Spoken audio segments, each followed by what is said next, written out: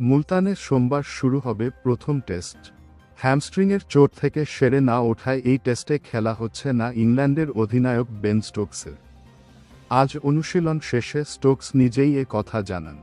2 মাস আগে the 100 tournament খেলার সময় পাওয়া চোট থেকে এখনও পুরোপুরি সেরে না ওঠার কথা জানিয়েছেন স্টোকস। স্টোকসের অনুপস্থিতিতে গত 2.5 বছরের মধ্যে দেশের বাইরে প্রথম টেস্ট খেলার সুযোগ পেতে পারেন পেস অলরাউন্ডার ক্রিস ওকস। 2016 সালের পর এশিয়া মহাদেশের এটি হবে তার প্রথম টেস্ট।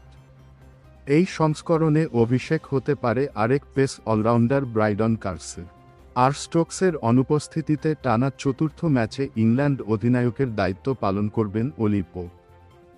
গত আগস্ট-সেপ্টেম্বরে ঘরের মাঠে 2-1 ব্যবধানে টেস্ট সিরিজ জয়ে ইংল্যান্ডের অধিনায়ক ছিলেন পোপ। ইংল্যান্ডের অনুশীলনে আজ স্ট্রেংথ ও কন্ডিশনিং কোচ পিটার শিমের সঙ্গে 45 মিনিট দৌড়েছেন স্টোকস।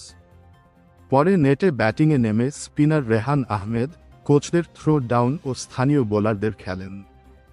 এখন 15ই অক্টোবর মুলতানে শুরু হতে যাওয়া দ্বিতীয় টেস্টে খেলার লক্ষ্য 33 বছর বয়সী এই তারকা অলরাউন্ডারের। তবে বোলিং করবেন না, বিশেষজ্ঞ ব্যাটসম্যান হিসেবে খেলবেন বলে জানিয়েছে ইএসপিএন ক্রিকইনফো। টেস্ট শুরুর 2 দিন আগে আজই মুলতানে প্রথম টেস্টের একাদশ জানিয়ে দেওয়ার কথা ইংল্যান্ডের।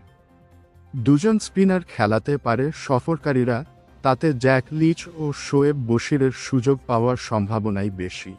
ইংল্যান্ডের পেস আক্রমণে ম্যাথু পটসকে বসিয়ে কার্সের সুযোগ পাওয়ার সম্ভাবনাই বেশি। অস্ট্রেলিয়ায় অনুষ্ঠিত ওয়ানডে সিরিজে দুজনেই 8টি করে উইকেট পান।